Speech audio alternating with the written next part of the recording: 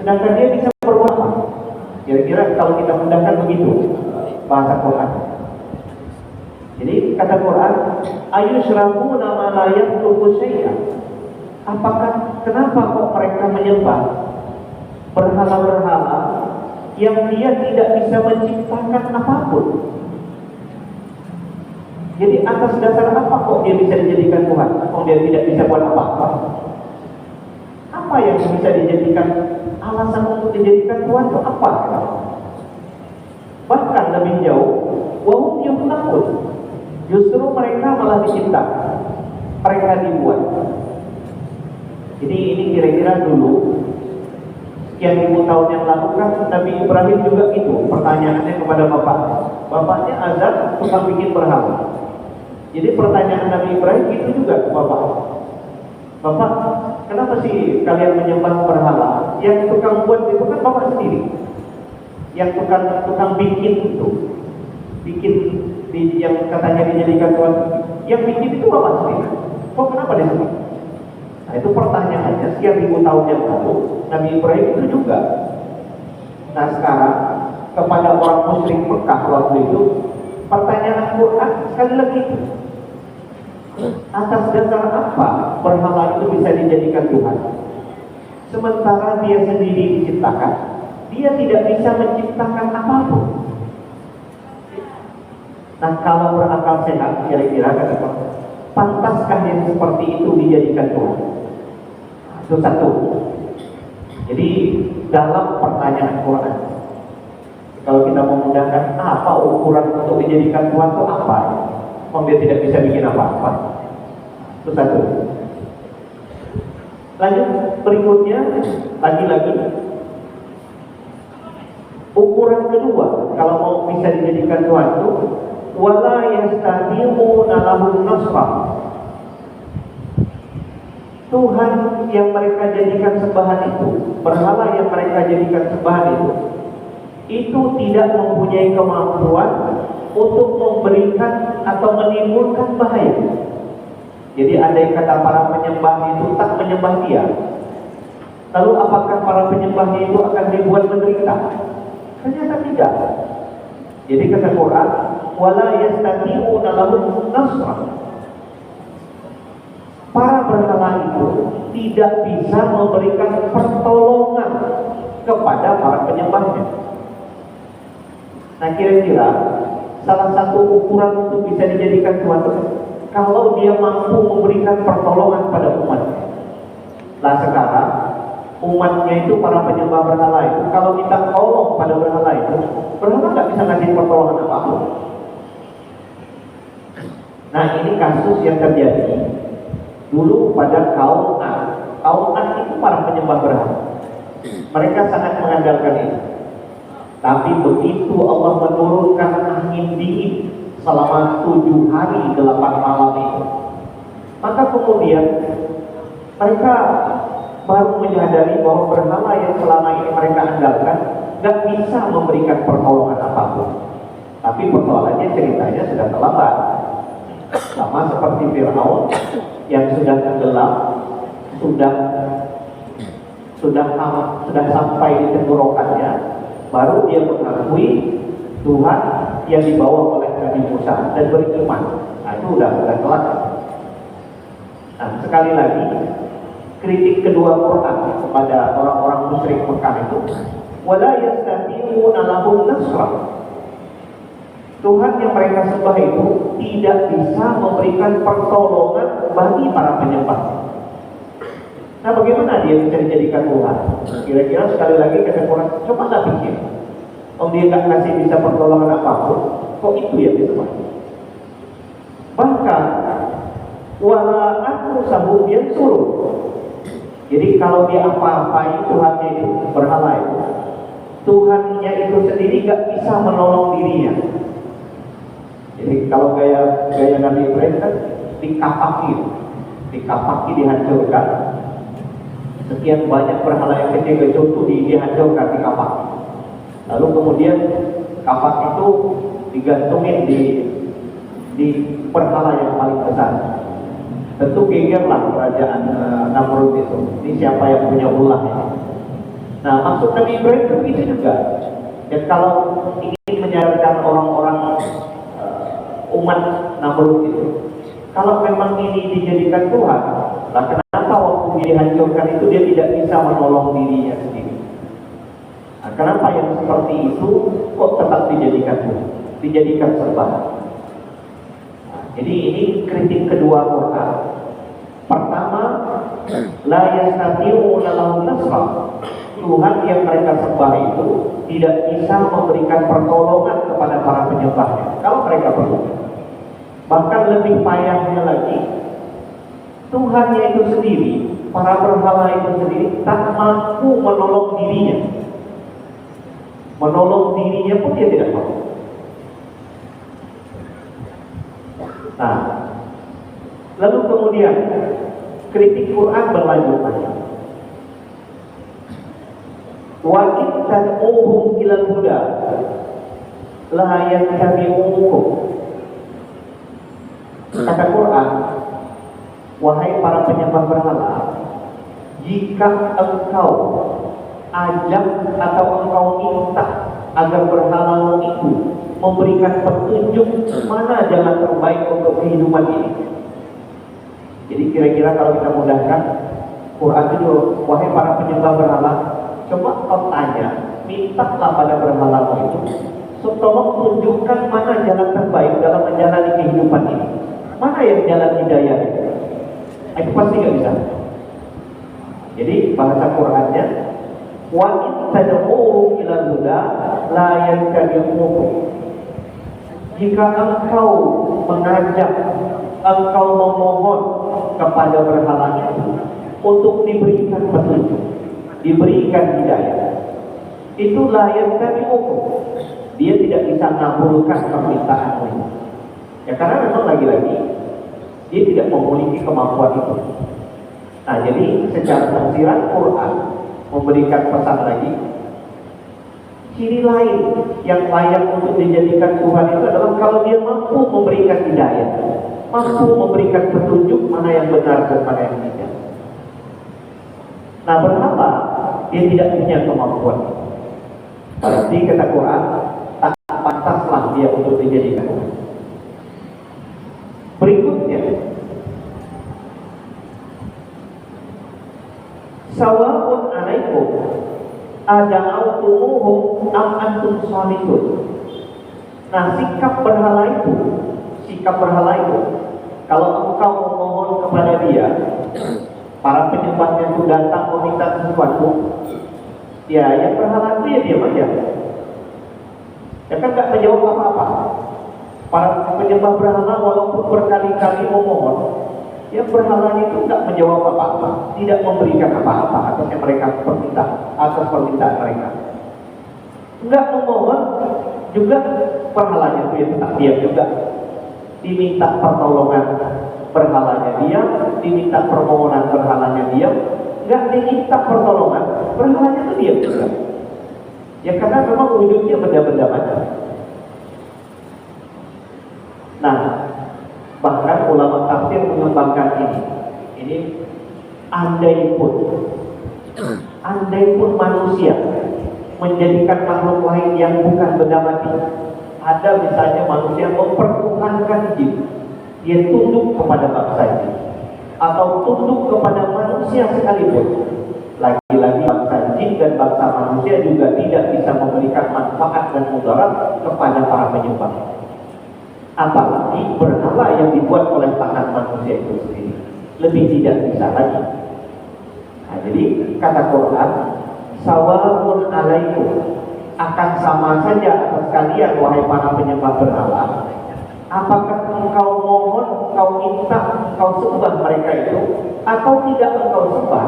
Yang jelas berhala itu tetaplah diam, gak memberikan jawaban apa-apa, tidak bisa memberikan petunjuk, tidak bisa memberikan hidayah, tidak bisa memberikan mana jalan yang benar dan salah. Nah, maka kesimpulannya, yang seperti ini pantaskah untuk dijadikan Tuhan?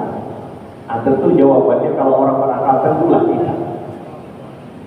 Makanya dalam beberapa kesempatan itu para ulama menyebut begini, kalau manusia mempertuhankan makhluk, maka sesungguhnya manusia akan terpenjara oleh makhluk yang dijadikan Tuhan ini. Maka bagaimana caranya supaya manusia terbebas dari mempertuhankan makhluk? Mau tidak mau dia harus hanya menyembah kepada Allah. Ketika dia menyembah kepada Allah Tuhan yang Maha Esa, dia terbebas dari penyembahan terhadap makhluk apapun itu, baik benda yang diwujudkan sebagai Tuhan atau makhluk yang benda yang dia yakini mempunyai kekuatan setara Tuhan.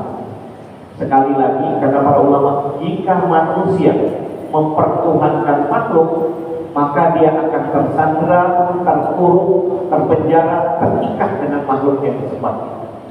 Maka dia ingin mendapatkan kebebasan, maka dia harus hanya menyembah kepada Allah, Tuhan yang Maha Esa. Nah, pertanyaan Quran seperti ini kan kalau misalnya kita hadirlah ketika ayat ini turun mengkritik orang-orang musyrik Mekah, ini bukan main sakitnya telinga mereka. Nah, Bapak Ibu yang saya muliakan, ayat ini turun ketika Nabi masih berada di Mekah. Umat Islam masih lemah. Tapi Quran langsung memberikan tantangannya, perintah kepada Nabi Muhammad, kau bilang sama orang-orang musyrik Mekah. Coba disuruh mikir, pantaskah berhala-berhala mereka itu untuk dijadikan Tuhan dengan ukuran tadi? Dia tidak bisa menciptakan apapun, malah dirinya diciptakan. Dia tidak bisa memberikan pertolongan pada para penganutnya atau penyembahnya. Bahkan dirinya pun kalau disakiti atau dihancurkan juga tak bisa memberikan pertolongan. Kalau dia dimintakan petunjuk mana jalan yang benar dan salah, maka berhala itu juga tidak mampu memberikan apapun. Jadi kata Quran, yang seperti ini tidak pantas untuk dijadikan Tuhan. Nah ini kalau kita mau sebut, ini artinya Quran itu betul-betul mengkuliti, dikupas habis ketuhanan orang-orang musyrik yang menyatakan berhala sebagai Tuhan itu udah ditelanjangi habis oleh Quran. Nah, lanjutannya nggak selesai di situ saja. Quran masih lanjut mengkritik di ayat berikutnya. Innal ladzina tad'una min dunillah ibadun amsalukum. Wahai para penyembah berhala, orang-orang musyrik Mekah, sesungguhnya Tuhan-Tuhan atau berhala-berhala yang kamu sembah yang selain Allah itu posisinya tak lebih dari mereka itu hamba juga, sama seperti kamu. Jadi berhala yang mereka jadikan Tuhan itu tidak lebih dari hamba Allah juga, sama seperti para penyembah. Nah, kalau sudah seperti ini ceritanya, yang disembah sama saja posisinya dengan yang menyembah, kenapa harus menyembah itu? Nah, itu saja. Ya kalau posisi berhala itu sama saja seperti kalian, malah di ayat yang lanjutannya ini akan lebih parah lagi. Quran itu bilang, ya kalau memang kalian bisa mikir, itu Tuhan kalian itu punya telinga apa tidak? Punya tangan apa tidak? Punya kaki apa tidak? Punya akal apa tidak? Nah, itu pertanyaan-pertanyaan yang sangat tajam dan keras dari Quran. Ini lanjutannya. Innal ladzina tad'una min dunillah ibadun amsalukum. Wahai para penyembah berhala, sesungguhnya berhala-berhala yang kalian sembah yang selain Allah itu adalah ibadun amsalukum. Mereka itu hamba Allah, sama seperti kalian. Kenapa juga harus menyembah itu? Kalau sama statusnya sama-sama hamba, kenapa harus kalian jadikan Tuhan? Lanjutkan lagi Quran. Kalau nggak percaya, kira-kira kalau nggak percaya, fad'uhum falyastajibu lakum. Kalau nggak percaya, mohonlah, mintalah sesuatu kepada berhala. Coba lihat, apakah dia bisa mengabulkan apa tidak. Mintalah sesuatu, mohonlah sesuatu. Falyastajibu lakum.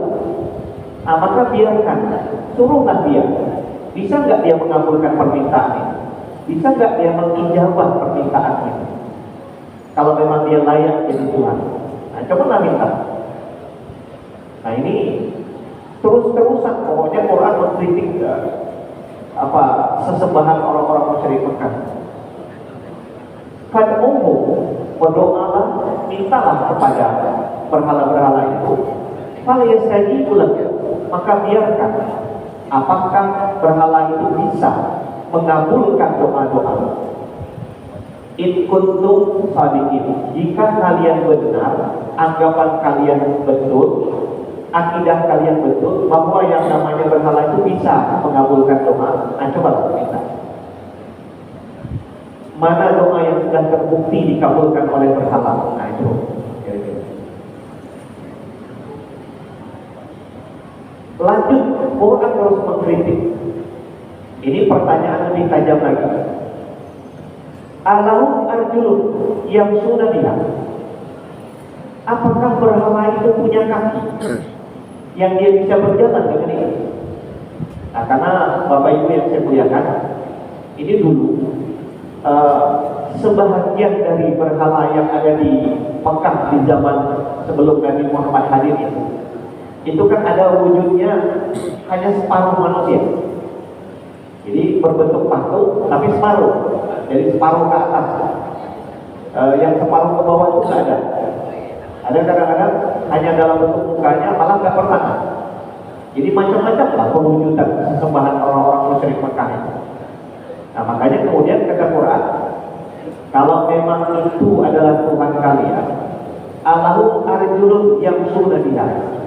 Apakah berhala-berhala itu punya kaki yang dia dapat berjalan dengan kakinya itu?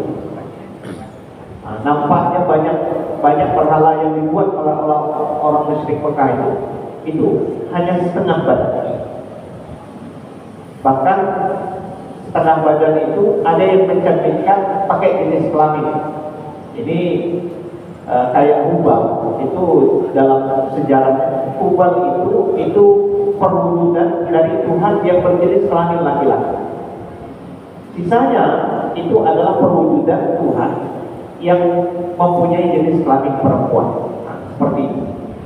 Dan mungkin kita hari ini dimohon maaf, di banyak keyakinan di luar Islam ada yang seperti itu kan mewujudkan Tuhannya dalam bentuk-bentuk yang kira-kira mirip seperti dulu yang digambarkan oleh orang-orang musyrik Mekah. Nah, jadi walaupun ayat ini turun 1400 tahun yang lalu, tapi kritik-kritiknya itu, apa yang menjadi tuntutan Al-Quran itu, ternyata masih sampai hari ini pun masih ada manusia yang mempraktekkan. Nah, jadi pertanyaan Quran berikutnya kepada orang musyrik Mekah itu, Allahum arjulun yang sunnah. Apakah berhala yang kalian sembah itu mempunyai kaki yang dengan itu dia bisa berjalan? Nyatanya tidak. Di situ aja, begitu ditaruh ya di situ aja. Kecuali kalau para penyembahnya pindahkan baru dia pindah. Kalau nggak dipindahkan dia di situ aja. Bahkan ada beberapa riwayat begini. Mungkin kemarin sempat kita sampaikan. Ada sebagian para penyembah itu ketika di perjalanan Tuhan itu mereka bisa cari. Jadi cari ya di tanah Arab itu kan daerahnya bebatuan. Jadi dalam perjalanan mereka menemukan kira-kira batu yang menurut mereka layak untuk dijadikan Tuhan, ya itulah mereka ambil untuk dijadikan Tuhan. Nanti mereka tawaf di sekitarnya, tawaf. Tapi kalau nanti berikutnya mereka menemukan ada bentuk batu yang lebih bagus lagi, nah Tuhan ini itu tinggal ganti yang lebih bagus lagi. Tawaf lagi mereka di sekitar itu. Begitu. Jadi yang prakteknya sangat tidak masuk akal. Bahkan ada dalam kitab ini disebut begini. Kalau mereka nggak menemukan batu, lalu apa yang mereka jadikan Tuhan? Ambil saja tanah liat itu, diambil tanah liat itu, ditumpuk, dibuat, diwujudkan sesuatu. Lalu kemudian mereka siram dengan air susu kambing, karena mereka itu rata-rata peternak. Mereka perah susu kambing itu, mereka siram ke tanah yang tadi mereka bentuk itu, seperti tanah liat itu mereka bentuk. Setelah jadi wujudnya, itu mereka tawaf. Kita lihat, kelilingi. Karena ibadah mereka seperti itu, awal. Nah itu diakui sendiri oleh para pelaku. Jadi ini cerita setelah dia masuk Islam. Oh ini ceritanya. Dulu kami waktu masih kafir dia begitu kerja. Jadi cari Tuhan itu gampang. Di mana-mana di perjalanan kalau jumpa batu yang kira-kira layak untuk dijadikan Tuhan, ya pasang saja, itulah jadikan Tuhan. Lalu ditawafi. Karena ibadah mereka tawaf. Ya kalau kira-kira jumpa lagi yang batunya lebih cantik, lebih bagus, kalau mereka udah Tuhan lama ganti batu baru, Tuhan baru. Nah ditawafi lagi begitu. Nah itu dia mereka akui. Begitu praktek kami dulu. Jadi setelah mereka masuk Islam, mereka pikir ulang. Lucu juga kerja kami dulu itu. Nah itu yang terjadi. Lalu kemudian Quran melanjutkan. Ini juga. Am lahum aydin yabtisuna biha. Pertanyaan berikutnya, wahai para penyembah berhala, apakah berhala yang kalian sembah itu punya tangan? Yang dengan itu dia bisa bertindak atau berbuat? Nyatanya tidak. Gambarnya ada banyak berhala yang mereka buat sepotong, nggak ada tangan. Jadi pertanyaan Quran, kok yang kayak gini ya dijadikan Tuhan? Kok yang seperti ini ya dijadikan Tuhan? Jadi pertanyaan-pertanyaan ini terus ditujukan Quran untuk mengasah akal mereka. Jadi caranya adalah dengan cara bertanya, lalu kemudian berusaha untuk mencabut kemusyrikan itu dari hati mereka. Jadi dengan cara menggugah akal pikiran mereka itu supaya sadar bahwa apa yang mereka lakukan itu sesungguhnya sesuatu yang menurut akal sehat, itu nggak bisa dibenarkan. Jadi Bapak Ibu yang saya muliakan, Quran itu dalam banyak hal ketika dia mengembangkan tauhidnya, maka sesungguhnya tauhid yang dikembangkan oleh Al-Quran tidak semata-mata dalam bentuk dogma, tapi memang tauhid yang didasarkan pada penalaran dan akal sehat. Ya, ketika Quran membongkar kemusyrikan orang Mekah, itu yang dibongkar itu kesadaran akal mereka. Bahwa yang seperti itu nggak layak dijadikan Tuhan, yang seperti itu nggak pantas dijadikan Tuhan. Itu dibangun akal mereka. Jadi agama Islam ini adalah agama yang ajarnya boleh ditimbang kita. Dan kita memang dianjurkan untuk memikirkan. Nah, Quran mengajukan pertanyaan ini supaya akal mereka itu menjadi sehat. Jadi pertanyaan ini memang ditujukan untuk sekali lagi membongkar akal yang tidak sehat itu. Lanjutan Quran, am lahum a'yunun yubsiruna biha.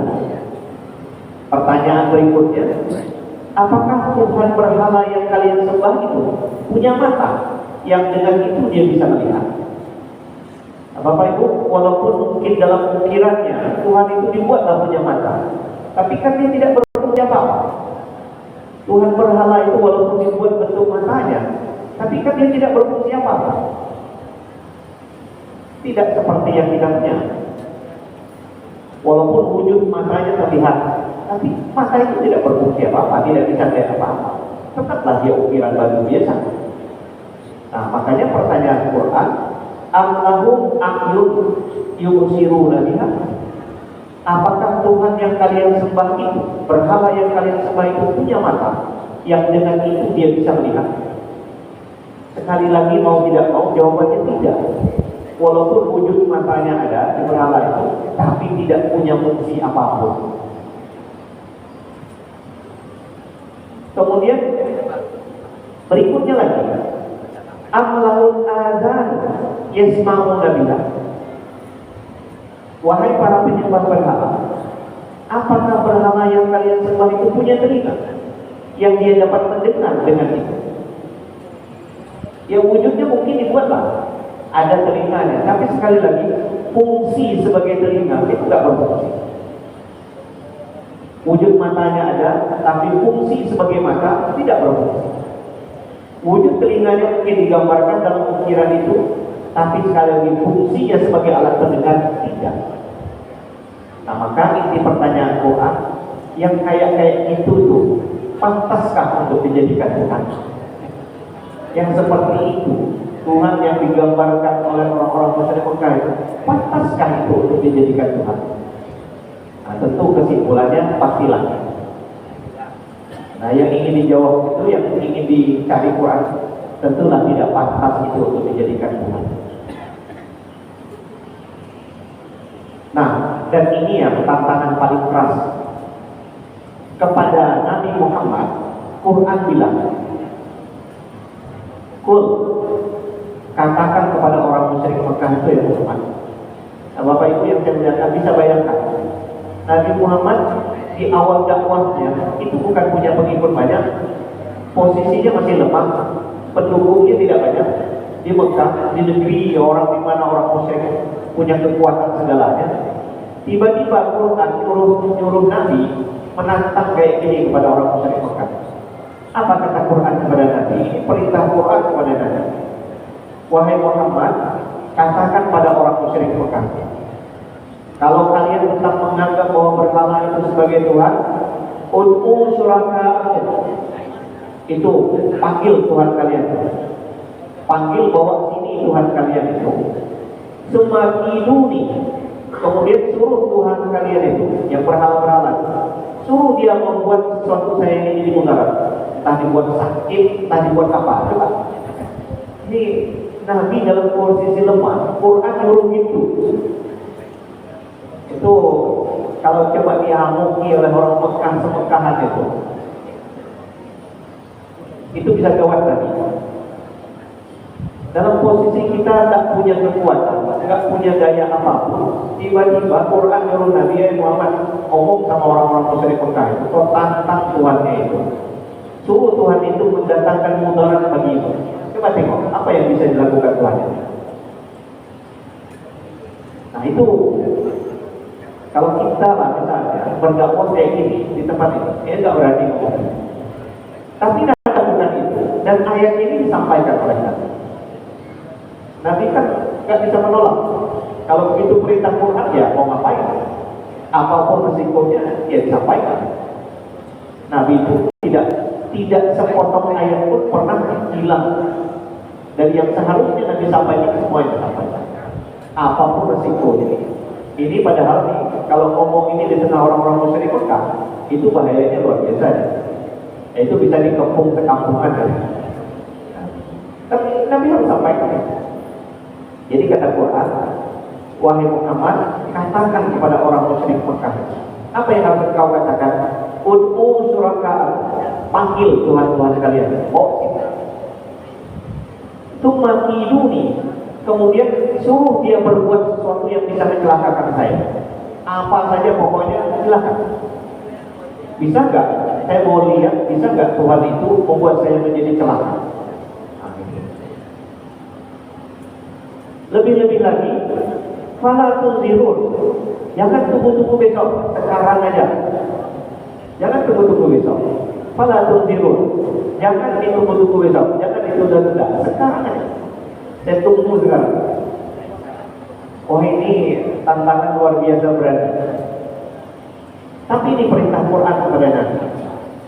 Dan sampai pun Nabi hijrah ke Madinah, tidak ada satupun mudarat yang bisa ditimbulkan oleh berhala-berhala itu.